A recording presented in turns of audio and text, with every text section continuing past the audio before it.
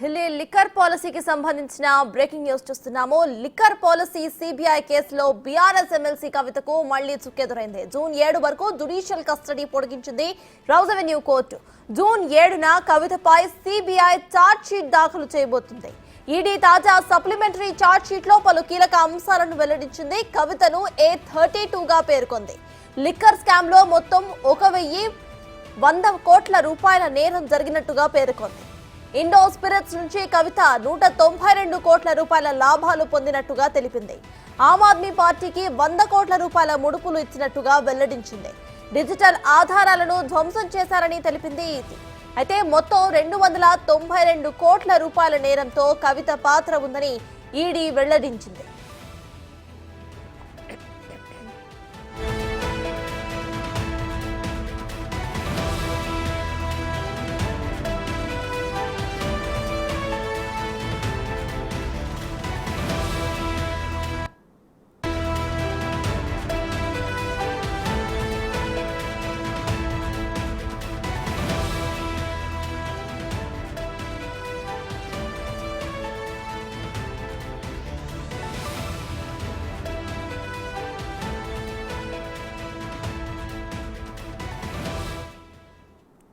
ఇదే విషయంపై పూర్తి డీటెయిల్స్ ను మా ప్రతినిధి శివ ఢిల్లీ నుండి లైవ్ లో అందించడానికి సిద్ధంగా ఉన్నారు. శివ, చెప్పండి, ఇటు కవిత బెయిల్ కోసం ట్రై చేస్తుంటే కవిత మీద కేసులు మాత్రం అంతగంతకు పెరుగుతూనే ఉన్నాయి. A37 గా ఇటు ఈడీ పరిగణలోకి తీసుకున్నట్టు తెలుస్తోంది. సో ప్రెసెంట్ అప్డేట్స్ ఏంటి? రైట్ సటస్ ఢిల్లీ లిక్కర్ పాలసీ కేసులో ఈడీ మే 10వ తేదీన కవితపై 6వ సప్లిమెంటరీ ఛార్జ్ షీట్ను దాఖలు చేసింది. 10,000 పేజీలతో ఈ ఛార్జ్ షీట్ను దాఖలు చేశారు. దాన్ని బ్రీఫ్ చేసి 224 పేజీలతో రౌజుని కోర్టు న్యాయమూర్తి కావేరి భవేజకు నివేదికను సమర్పించారు ఛార్జ్ షీట్ రూపంలో. దాంట్లో అనేక మందిని నిందితులుగా చేర్చారు. దానిలో భాగంగా ఎవరైతే దీంట్లో నిందితులుగా ఆరోపణలు ఎదుర్కొంటున్నారో చరణ్ప్రీత్ సింగ్ ఆల్రెడీ జ్యుడిషియల్ కస్టడీలో ఉన్నారు. జూలై 3 వరకు చరణ్ప్రీత్ సింగ్ కస్టడీ పొడిగించారు. మరోవైపు దీంట్లో ఆరోపణలు ఎదుర్కొంటున్న ముగ్గురు నిందితులు ప్రిన్స్ కుమార్, అరవిందర్ సింగ్, మరొకరు మొత్తం 3 నిందితులకు సంబంధించి కూడా వారికి బెయిల్ మంజూరు చేశారు. ₹1,00,000 బెయిల్ బాండ్తో పూచికత్తుతో వారికి బెయిల్ మంజూరు చేశారు. మరోవైపు ఈడీ కేసులో ఛార్జ్షీట్ను పరిగణలోకి తీసుకున్న నేపథ్యంలో దానిపై విచారణ జూలై 3వ తేదీకి వాయిదా వేశారు. ఇక అదే రోజు అప్పటి వరకు కవిత ఈడీ కస్టడీకి సంబంధించి కూడా ఈడీ జ్యుడిషియల్ కస్టడీకి సంబంధించి అప్పటి వరకు తిహార్ జైలు ఉండబోతున్నారు. మరోవైపు సిబిఐ కేసులో కూడా జూలై 7 వరకు కవిత జ్యుడిషియల్ కస్టడీ పొడిగించారు. 7వ తేదీన సిబిఐ కేసులో కూడా సిబిఐ ఛార్జ్షీట్ దాఖలు చేయబోతుంది. అయితే ఈరోజు ఈడీ దాఖలు చేసిన ఏదైతే ఛార్జ్షీట్ ఉందో దాని పరిగణలోకి తీసుకునే నేపథ్యంలో కొద్దిసేపటి క్రితమే ఈడీ ఛార్జ్షీట్ను రౌజుని కోర్టు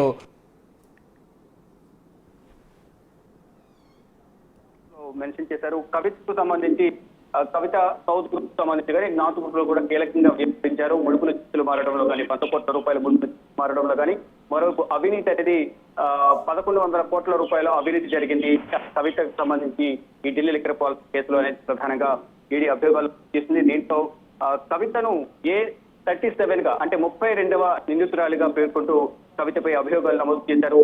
కోట్ల రూపాయలు చేతులు మారడంలో కవిత కీలకంగా వ్యవహరించి ఢిల్లీ లిక్కర్ పాలసీ డ్రాప్ రూపకల్పనలో కూడా పలుమార్లు దినేష్ అరోరా కానీ విజయ్ నాయర్ ఢిల్లీ ఆమ్ ఆద్మీ పార్టీ గవర్నమెంట్ లో మీడియా కోఆర్డినేటర్ గా ఉన్నారు. మరోవైపు ఈ ఢిల్లీ లిక్కర్ పాలసీ రూపకల్పనలో ఈ కోఆర్డినేట్ చేయడంలో కూడా విజయ్ నాయర్ కీలకంగా వ్యవహరించారు. ఈ సందర్భంలోనే కవిత విజయ్ నాయర్తో పలుమార్లు సమావేశమై ఈ డ్రాఫ్ట్ రూపకల్పన ఏ విధంగా ఉంది, ఏ విధంగా మార్పులు చేర్పులు చేయాలి దానిపై కూడా విజయ్ నాయర్తో మాట్లాడినట్టుగా గతంలో ఈడీ విచారణలో దినేష్ అరోరా విజయ్ నాయర్ ఇద్దరు కూడా ఈడీకి వాంగ్మూలం ఇచ్చినట్టుగా కూడా ఈడీ అధికారులు ఏదైతే ఛార్జ్ షీట్ దాఖలు చేశారో 10,000 పేజీల ఛార్జ్ షీట్ దాంట్లో అనేక అభియోగాలు నమోదు మొత్తం 11,100 కోట్లకు సంబంధించి అవినీతికి సంబంధించి దీంట్లో శరత్చంద్ర రెడ్డి సౌత్ గ్రూప్ నుంచి శరత్చంద్ర రెడ్డి అప్రూవర్గా మరి ఈడీ సిబిఐ కేసుల్లో కూడా బయట అప్రూవర్గా ఉన్నారు.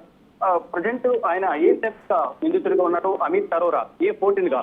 అమిత్ అరోరా అరెస్ట్ చేసిన తర్వాత కవితకు సంబంధించిన కీలక ఆధారాలన్నీ ఎప్పుడైతే అమిత్ అరోరాను అరెస్ట్ చేశారో ఆ సందర్భంలోనే కవిత ఫోన్లను ధ్వంసం చేయడం కానీ నంబర్లు మార్చడం కానీ దీని అంతటికి సంబంధించి కూడా అమిత్ అరోరాకు సంబంధించిన ఛార్జ్ షీట్ దాఖలు చేసిన సందర్భంలో కవిత పాత్ర ఏ విధంగా ఉంది అనే దానిపై కూడా మొత్తం కీలక విషయాలన్నీ కూడా బయటకు వచ్చాయి. అంటే సౌత్ గ్రూప్లో కీలకంగా ఉన్నప్పటికీ కూడా అప్పటి వరకు జస్ట్ ఆరోపణలు ఎదుర్కొంటున్న ఒక వ్యక్తిగానే కవితను పరిగణించారు. దానిలో భాగంగానే పలుమార్లు విచారించారు. తర్వాత నిందితురాలుగా చేర్చుతూ 41A నోటీస్ ఇచ్చారు సిబిఐ కేసులో. తర్వాత ఈడీ కూడా పలుమార్లు విచారించిన తర్వాత మార్చి 15వ తేదీన హైదరాబాద్ వెళ్ళి కవితను విచారించి సెర్చ్ వారెంట్, తర్వాత అరెస్ట్ వారెంట్ కూడా జారీ చేసి అరెస్ట్ చేశారు. తర్వాత ఈడీ కస్టడీ ఇచ్చారు. ఈడీ కస్టడీలో ఉండగానే సిబిఐ కూడా అరెస్ట్ చేసింది. ఇలా కస్టడీ కొనసాగుతోంది. మళ్ళీ మధ్యలోనే మే 10వ తేదీన కవితకు సంబంధించి ఛార్జ్షీట్ దాఖలు చేశారు.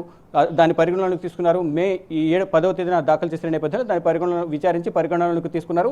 తర్వాత జూన్ 7వ తేదీన సిబిఐ కూడా ఛార్జ్షీట్ దాఖలు చేయబోతుంది. ఈలోపు ఇక ఇప్పటి వరకు ఈడీ ఏదైతే అభియోగాలు నమోదు చేసిందో, గతంలో ఏవైతే అభియోగాలు మొదటి నుంచి కూడా కవిత పాత్ర ఏ విధంగా ఉంది, ఎవరెవరు దీంట్లో ఇన్వాల్వ్ అయి ఉన్నారు, కవితతో ఎవరెవరు మొత్తం కోఆర్డినేట్ చేస్తున్నారు ఢిల్లీ లిక్కర్ పాలసీ సంబంధించి అనే విషయాలపై కూడా గతంలో ఏవైతే విషయాలు మెన్షన్ చేస్తారో, ఏదైతే బెయిల్ పిటిషన్ సంబంధించి కానీ వాదనల సందర్భంలో కానీ కవితను ఎందుకు అరెస్ట్ చేశారనే వాదనల సందర్భంగా కూడా పలుమార్లు ఇదే విషయాలపై కూడా ప్రధానంగా ప్రస్తావిస్తూ వచ్చారు.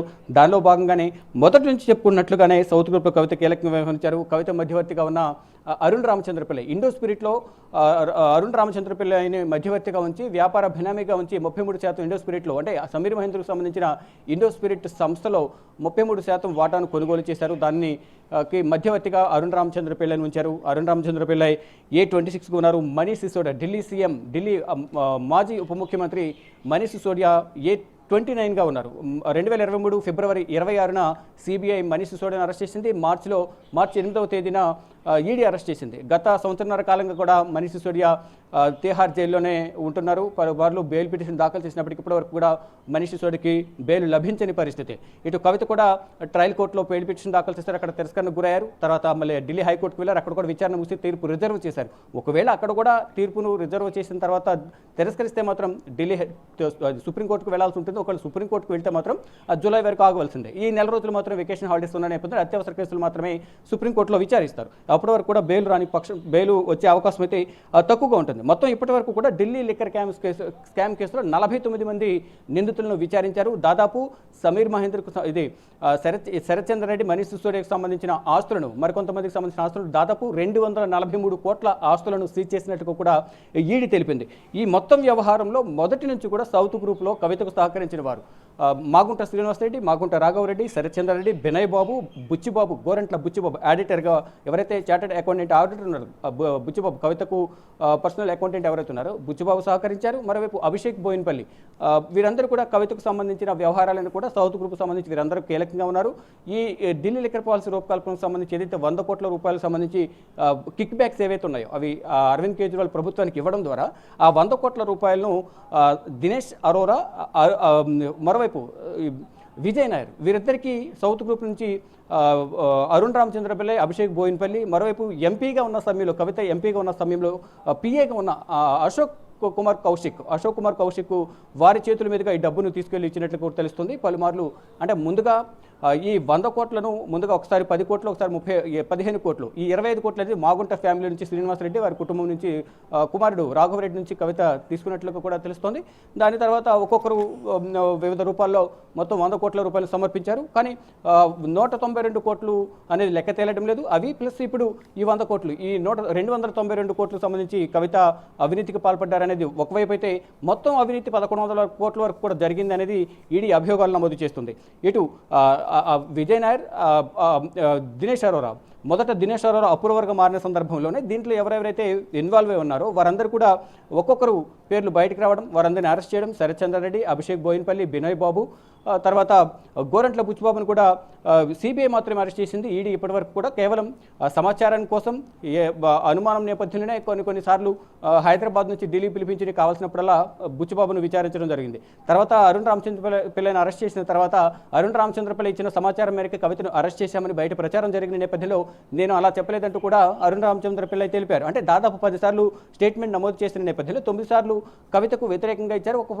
అంటే కవితకు వ్యతిరేకంగా ఎక్కడ సాక్ష్యం చెప్పలేదు, కానీ బలవంత పెట్టి భయపెట్టి 10వసారి కవితకు వ్యతిరేకంగా వాంగ్మూలం తీసుకున్నారు అనేది ప్రధానంగా కవిత తరపున న్యాయవాదులు వాదనలు వినిపించారు. ఇటు అరుణ్ రామచంద్ర పిల్లై కూడా ఎక్కడ కూడా కవితకు సంబంధించి ఎక్కడ స్టేట్మెంట్ ఇవ్వలేదు అనేది ప్రధానంగా ఆయన తరపు న్యాయవాదులు కూడా తెలిపారు. కానీ ఈ ప్రాసెస్ అంతా కూడా 2021-22కు సంబంధించి ఢిల్లీ లిక్కర్ పాలసీ రూపకల్పనలో మార్పులు చేర్పులు చేయడం ద్వారా, ప్రైవేట్ పరం చేయడం ద్వారా ప్రభుత్వానికి దీని ద్వారా దాదాపు 9,000 కోట్ల లాభం అనేది వస్తుంది అనే అభిప్రాయంతోనే ఈ పాలసీ రూపకల్పనలో చేంజెస్ చేసాం తప్ప ఎటువంటి అవినీతి జరగలేదనేది కూడా అరవింద్ కేజ్రీవాల్ ప్రభుత్వం అయితే చెప్తోంది. కానీ ప్రతి ప్రభుత్వం కూడా ఒక కొత్త ప్రభుత్వం వచ్చినప్పుడు పాలసీలో మార్పులు చేర్పులు చేయడం అనేది కామన్గా జరుగుతూ ఉంటుంది. కానీ దీంట్లో అవినీతి జరగలేదు. రాజకీయ కక్షలో భాగంగానే బీజేపీ ప్రభుత్వం ప్రధాని నరేంద్ర మోడీ దర్యాప్తు సంస్థలను దుర్వినియోగం చేస్తున్నారు. రాజకీయంగా ఎదుర్కోలేక ఈ దర్యాప్తు సంస్థల చేత భయపెట్టి రాజకీయంగా ఎదుర్కోలేక అంటే భయపెట్టడం ద్వారా ఈ పార్టీలో ఉన్న వ్యక్తులను వారి పార్టీలోకి తీసుకోవడం ద్వారా ఇక్కడ అరెస్టులు చేస్తున్నారనేది ప్రధానంగా ఈ నిందితులందరూ ఎవరైతే ఆరోపణలు ఎదుర్కొంటున్న రాజకీయ నేతలు కానీ ఇటు అరవింద్ కేజ్రీవాల్ అలాగే మనీష్ సిసోడియా ఇతర నేతలందరూ కూడా ఆరోపిస్తున్నారు. సర్ అదే శివ చూస్తే మొత్తం 1100 కోట్ల స్కామ్ ఇక్కడ జరిగినట్టు కూడా ఈడీ చెప్పింది. అయితే ఇటు కవితకి ఇంచుమించు 200 కోట్ల వరకు ఆవిడ ప్రాఫిట్ అయినట్టు కూడా ఈడీ చెప్పడం జరిగింది. దీన్ని ఎలా చూడాలి? ఇంకొకటి ఇక్కడ హై ప్రొఫైల్ పర్సన్స్ ని మనం చూస్తే ఇటు కేజ్రీవాల్ కూడా ఉన్నారు. ఆయనకి ఎన్నో అక్యూజ్డ్ నెంబర్ కింద ఈడీ పేర్కొంది. అలాగే ఇటు అరవింద్ కేజ్రీవాల్ కానీ ఇతర నిందితులు ఒక్కొక్కరికి మొత్తం కవిత A32 ఉన్నారు. ఇప్పుడు అరవింద్ కేజ్రీవాల్ను కవిత తర్వాత అరెస్ట్ చేశారు కాబట్టి మ్యాక్సిమం A33 నెంబర్ ఇచ్చినట్లు కూడా మనకి సమాచారం అయితే అందుతోంది. దానికన్నా ముందు శరణ్ప్రీత్ సింగ్ హవాలా మనీని డబ్బులు ఎవరైతే హవాలా రూపంలో డబ్బులు టర్న్ చేశారో కవిత ఛార్జ్షీట్లో ఆరోపణలు ఎదుర్కొన్న చరణ్ప్రీత్ కూడా దీంట్లో నిందితులుగా ఉన్నారు. అతను కూడా A34గా ఉన్నారు. అభిషేక్ బోయిన్పల్లి A12గా ఉన్నారు. ఇలా ఒక్కొక్కరు మొత్తం 49 మందిని విచారించిన నేపథ్యంలో దాంట్లో 18 మందిని ఇప్పటివరకు అరెస్ట్ చేశారు. అంటే నిందితులుగా పేర్కొన్నారు. వారిలో కొంతమంది ఇప్పటివరకు చూసుకున్నారు. సౌత్ గ్రూప్లో మాగుంట ఫ్యామిలీ 2, మరొక శరత్చంద్రారెడ్డి, ఇటు దినేష్ అరోరా, అమిత్ అరోరా, మరికొంతమంది నిందితులు ఎవరైతే ఆరోపణలు ఎదుర్కొంటున్నారో వారందరూ కూడా వాంగ్మూలం ఇచ్చి అప్రూవర్గా మారిన సందర్భంలోనే మిగతా వారి విషయాలను కూడా కీలక విషయాలను కూడా బయటకు వచ్చాయి. ఇక అరవింద్ కేజ్రీవాల్ విషయానికి వస్తే అంటే కీలక సూత్రధారి పాత్రధారి అరవింద్ కేజ్రీవాలే కాబట్టి అంటే ఈడీ సిబిఐ ఆరోపిస్తున్నట్లుగా అరవింద్ కేజ్రీవాలే కీలక సూత్రధారి అంటూ కూడా వారు చెప్తున్నారు. అంటే ఢిల్లీ లిక్కర్ పాలసీ అసలు ఎందుకు మార్చాల్సి వచ్చింది? అప్పటి వరకు ప్రభుత్వ హయాంలో ఉన్న పాలసీ రూపకల్పనను ప్రైవేట్ పరం చేయడం ద్వారా ఎవరికి లబ్ధి చేకూర్చడానికి పాలసీ రూపకల్పన మార్పులు చేర్పులు చేశారు అనేది ప్రధానంగా వారు ఈడీ సిబిఐ ప్రశ్నిస్తోంది. దానిలో భాగంగానే అంటే ఇటు ప్రైవేట్ పరం చేయడం ద్వారా ఇటు ప్రభుత్వానికి వ్యక్తులకు లాభం చేకూరే విధంగా అంటే 5% ఉన్న లాభాలను రిటైల్లో 5% ఉన్న లాభాలను 12% పెంచడం ద్వారా దానిలో వచ్చిన లాభాలను సగం చేసుకునేందుకు అంటే ఫర్ ఎగ్జాంపుల్ సంవత్సరానికి 420 కోట్ల రూపాయలు అనేవి లాభంలో వస్తున్న నేపథ్యంలో దాన్ని ముందుగానే నిర్ణయించుకున్న ప్రకారం 210 కోట్లు అనేవి ఎవరైతే జోన్లను పొందిన వారు ఎవరైతే ఉంటారో వ్యక్తులు వ్యాపారస్తులు వాళ్ళకి 210 కోట్లు వచ్చే విధంగా దాంట్లో మరో 210 కోట్లను కూడా ప్రభుత్వానికి కేటాయించే విధంగా ఒప్పందం కుదిరింది. దానికి సంబంధించి ఆధారాలు మా దగ్గర ఉన్నాయి అనేది ప్రధానంగా ఈడీ కానీ సిబిఐ కానీ అభియోగాలు నమోదు చేస్తే అవే ఆరోపణలు చేస్తూ ఉన్నాయి. దానిలో భాగంగానే అవన్నీ సేకరించాం కాబట్టి ఈ 100 కోట్ల రూపాయలకు సంబంధించి ఊడ్పులు చేతులు మారాయి. దాన్ని గోవా ఎలక్షన్లో 2022లో అరవింద్ కేజ్రీవాల్ పార్టీ ఆమ్ ఆద్మీ పార్టీ అక్కడ గోవా ఎన్నికల ప్రచారానికి సంబంధించి వాడుకున్నారు. దానికి సంబంధించిన ఆధారాలు కూడా మా దగ్గర ఉన్నాయి. దానికి సంబంధించిన కొంతమంది గోవాకు సంబంధించిన వ్యాపారస్తులను కూడా అరెస్ట్ చేశారు. వారి నుంచి వాంగ్మూలం సేకరించాం. దానికి సంబంధించి కూడా మా దగ్గర ఆధారాలు ఉన్నాయనేది వారు అభియోగాలు అయితే నమోదు చేస్తూ అంటే మొదటి నుంచి కూడా అరెస్ట్ చేసిన ఆ వ్యక్తికి సంబంధించి ఇప్పటివరకు విచారణ ఏ విధంగా కొనసాగింది, దానికి సంబంధించి ఛార్జ్షీట్, ఆ ఛార్జ్షీట్లో ఎటువంటి అభియోగాలు ఉన్నాయి, ఎటువంటి అవినీతికి పాల్పడ్డారు, ఎవరి నుంచి ఎవరికి ముడుపులు చేతులు మారాయి, వాట్సాప్ చాటింగ్లు కానీ కాల్ రికార్డింగ్స్ కానీ డేటా కానీ ఇదంతా కూడా మా దగ్గర ఉంది. దాని ఆధారంగానే తదుపరి వారితో కనెక్ట్ అయి ఉన్న వ్యాపారస్తులను అరెస్ట్ చేస్తున్నాం. వారి నుంచి సమాచారం సేకరిస్తున్నాము. మొత్తం కూడా చూసుకుంటే కనుక ఢిల్లీ లిక్కర్ పాలసీలో అవినీతి జరిగిందనేది ప్రధానంగా మా దగ్గర ఆధారాలు ఉన్నాయి అనేది కూడా ప్రధానంగా ఈడీ అభియోగాలు నమోదు చేస్తుంది. మొదటి నుంచి కూడా కవిత దీంట్లో కీలకంగా వ్యవహరించారు అనేది కవిత చెప్తూ వస్తుంది. అంటే ఈ లిక్కర్ పాలసీ కేసులో ప్రధానంగా కవిత బినామీగా అరుణ్ రామచంద్ర పిల్లై ఉన్నారు.